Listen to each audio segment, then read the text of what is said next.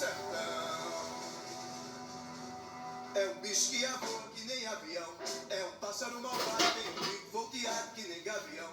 Carcará quando vê roça queimada, sai voando e cantando carcará. Olá, galerinha, tudo bem? Saudades de vocês, né? De estar perturbando vocês, aperreando vocês em sala de aula. Mas, como nós estamos de quarentena, né? Estamos em isolamento social. Trago para vocês uma novidade que nós, professores e professoras do Nazaré Guerra, estamos preparando. É as nossas atividades domiciliares, né? Ou seja, são as nossas atividades domiciliares. Vamos dizer assim, aula EAD para ficar chique, né? E a aula de hoje foi preparada especialmente para as minhas crianças do segundo ano, né? E aí, segundo ano, nós vamos fazer uma aula de revisão. Nós vamos revisar o nosso conteúdo de literatura. Quem aí lembra qual é o nosso conteúdo de literatura? Eu quero ouvir alguém falando. Tem que falar, né? Escutei. Romantismo. Muito bem. Então nós vamos revisar de forma bem breve o conteúdo de romantismo, tá bom? Então aqui eu montei essa parafernália inicial aqui só para poder não ficar só o papel e o nome Carcará, que é esse nome lindo, esse nome maravilhoso, né? Carcará Professor. Já faz logo nossa hashtag lá, já posta nossa hashtag. E é isso aí, vamos, é nóis, é nóis, é nóis, é nóis. Então vamos lá. Vamos começar com o contexto histórico, né? Para a gente revisar bem direitinho. Nós sabemos que o romantismo surgiu lá na Europa, né? Na França, com a Revolução Francesa e tudo mais, a ascensão da burguesia e os ideais liberalistas e tudo mais, que incentivou o pessoal em busca de realização individual e tudo mais. Muito bem, nós sabemos que essa revolução, essa mudança social, essa classe que mudou, né? Que ascendeu de classe, que é a burguesia, fez com que o romantismo fosse fortalecido. Haja visto que o romantismo é uma escola de revolução, né? É uma escola de mudanças. Tive que matar aqui um mosquitinho. Deus me perdoe. Mas vamos lá, vamos para adiante. Aqui no Brasil, o contexto histórico será outro. Nós vamos ter o contexto histórico da independência, né? Nos tornamos independentes de Portugal. E aí essa proclamação da independência fez surgir um novo país, né? Um novo império. Então também é um cenário de transformação social, de mudança, de revolução social. Pois muito bem, vamos começar nosso conteúdo para a gente ser bem breve, para não esticar muito essa aula, né? Vamos entender que nós vamos ter como marco literário. Professor, para que esse marco literário? Ora, para a gente saber o momento em que começou esse movimento aqui no Brasil, né? Então, aqui ele teve início em 1836. Ele vai perdurar aí até mais ou menos 1881, se não me engano. Mas o seu marco literário inicial é justamente a publicação do livro Suspiros Poéticos e Saudades, né, de Gonçalves de Magalhães, publicado em 1836. Também nesse mesmo ano foi lançada a revista Niterói, essa revista que era um espaço ali de publicação das obras românticas que começavam a surgir aqui no país por jovens escritores liderados por Gonçalves de Magalhães, que foi ele que liderou o movimento aqui no Brasil brasileiro, mulatizoneiro. Vamos lá, que eu não vou cantar não, porque eu não estou bem para cantar hoje, né? Não fiz meus exercícios vocais. Vamos lá para adiante. Então, professor, o que é isso que o senhor está colocando aí que está ficando todo torto? Deixa eu só enquadrar aqui. Pronto. Muito bem, nós vamos trabalhar com as características do romantismo. Por quê? Que é preciso a gente entender essa questão das características. Porque essas características agrupadas nos ajudam a identificar as obras pertencentes a esse movimento, né? Então vamos lá. Primeiro, liberdade de criação e expressão.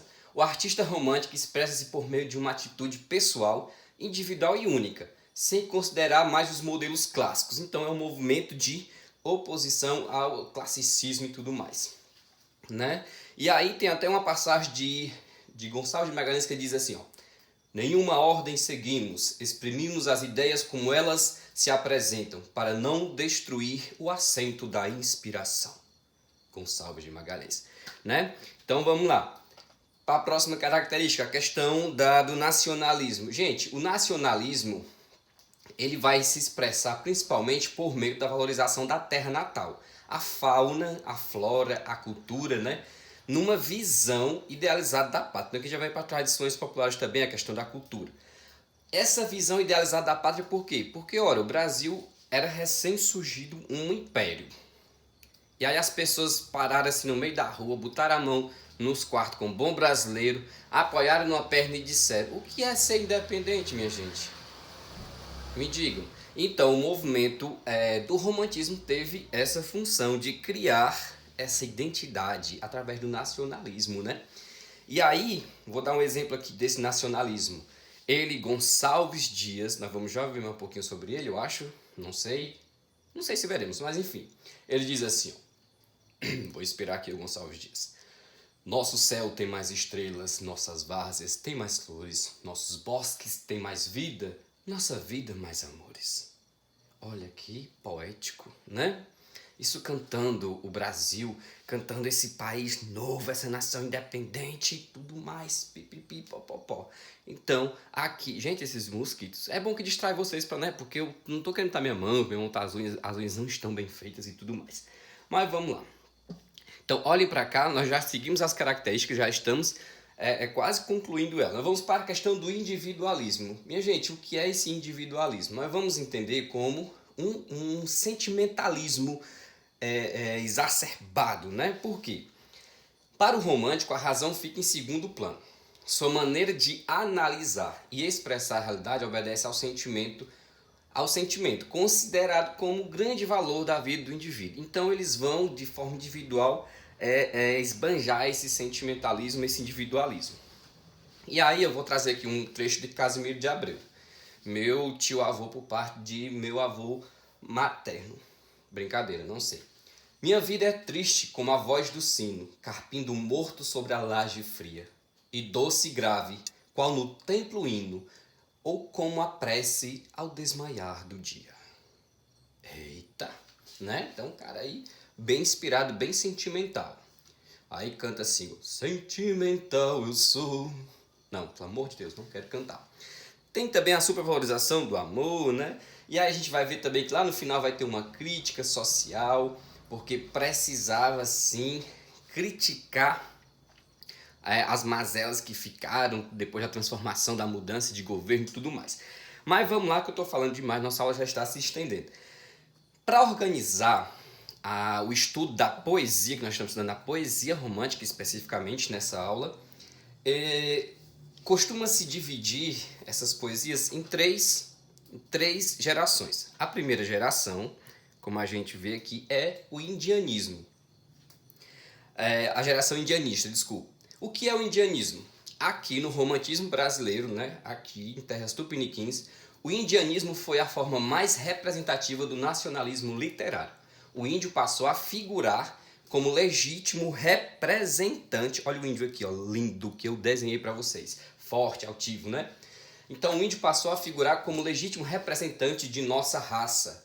É um tipo idealizado, sempre bom, nobre, bonito e cavaleiro generoso. Eu acho que eu sou um pouco indígena, né? Não, vocês não concordam comigo? Vamos lá. Também, nessa primeira geração, nós vamos ter a questão da natureza, né? Então, a gente vai perceber a natureza aí muito bem representada, como eu já citei há pouco, lá na Canção do Exílio, de Gonçalves Dias. Então, aqui vocês percebem, olha o sabiá que lindo cantando. Olha, gente, eu estava inspirado na hora desses desenhos. É muito lindo, né? Digno de, sei lá, uma exposição em uma galeria de arte aí, né? Então, vamos lá. Essa primeira geração, como a gente vai já, só para reforçar aqui os tópicos, saudosismo, né, que é a saudade da pátria e tudo mais, exaltação da natureza, a idealização da mulher, o índio como herói, valorização da natureza, que eu já falei, e a religiosidade, porque muitas vezes eles evocam a questão de Deus e tudo mais. Na própria Canção do Exílio, Gonçalves Dias, não permita Deus que eu morra sem que volte para lá. Né? Então ele já está fazendo uma evocação a Deus. Então deixa eu só colocar aqui, para que a gente veja que os dois nomes que se destacam dentro da primeira geração, Gonçalves de Magalhães, o cara que liderou aí todo o bando, né, o pessoal aí da galera, e Gonçalves Dias, o cara aí da exaltação da natureza, também do Ijuca Pirama, né, que ele vai trazer lá o índio que canta assim, ó, meu canto de norte, guerreiros, ouvi. Sou filho da selva, na selva cresci, né? Então, olha aí os tamborezinhos explorando aí os sons, né? E tudo mais, a cultura do povo indígena e tudo mais. Nós vamos agora para a segunda geração. A segunda geração é o ultrarromantismo, também conhecido como byronismo, porque esses poetas eles seguiam muito, né? O escritor Lord Byron. Por que esses caras são chamados de ultrarromânticos? Porque esses cabos eram daqueles de mesmo de arrastar o chifre no asfalto. Os cabos eram românticos ao extremo. Ó, pense num cabo aí muito apaixonado, aquele cabo que vai pro bar, pede pra botar ali uma terçazinha de cana e começa a ouvir um Reginaldo Rossi. Ou então o Valdir Soriano cantando assim, ó, eu não sou cachorro não. Gente, era eles. Os cabas eram arrochados nessa questão do sofrimento, viu? Os cabas mergulharam tão profundamente dentro de si, aí aqui vai ter o ápice do egocentrismo, que esses caras não sabiam mais como voltar, fugiam da realidade, então a evasão da realidade, né? A natureza que é vista de forma tenebrosa, então vou colocar aqui para vocês só essa imagem que eu fiz também para representar. Então essa temática mais macabra, mais tenebrosa, né? Vai ter o flerte com a morte, a evasão pela morte, né? A fugir do sentimento através da morte. Então todas essas temáticas estão dentro dessa segunda geração, gente. E aí os caboclos eram papocados, era tudo sofredor. E de tanto se aprofundar nesse seu eu interior aí, né? Os cabas não sabiam mais como voltar, buscavam uma forma de fugir. Eu tô sofrendo, meu Deus, o que é que eu faço agora? Então, o caba tinha que dizer-me, Senhor Deus, o que fazer, pelo amor de Deus. Então, aí tinha essa questão de fugir. Dizem até que os poetas da segunda geração, os cabas tinham um costume que, eu pessoalmente não faria isso. Os caboclos dormiam embrulhado, né, que nem nós dias aqui no cearense, com um lençol molhado para acordar no outro dia com o zóio, na beira do zóio. Tudo preta e com aquela aparência pálida, assim, parece uma tapioca que não fritou direito, não assou direito. Para mostrar que os cabras sofriam. Não estou dizendo, os cabras gostavam de arrastar o chifre no asfalto. Ô, povo sofredor, pelo amor de Deus. Então, né, aqui aquela coisa, o vampiro, né, com suas olheiras e tudo mais. Então vamos agora para a nossa terceira e última geração, para a gente já encerrar aqui, porque o professor está falando demais, se deixar eu passo o resto do ano falando, né? Então vamos para a terceira geração. A terceira geração é uma geração especial, por quê? Muito especial. Por quê? Essa terceira geração, ela ficou responsável por fazer a justiça social que as duas primeiras gerações não fizeram. Como assim, professor? Que conversa é essa de justiça social?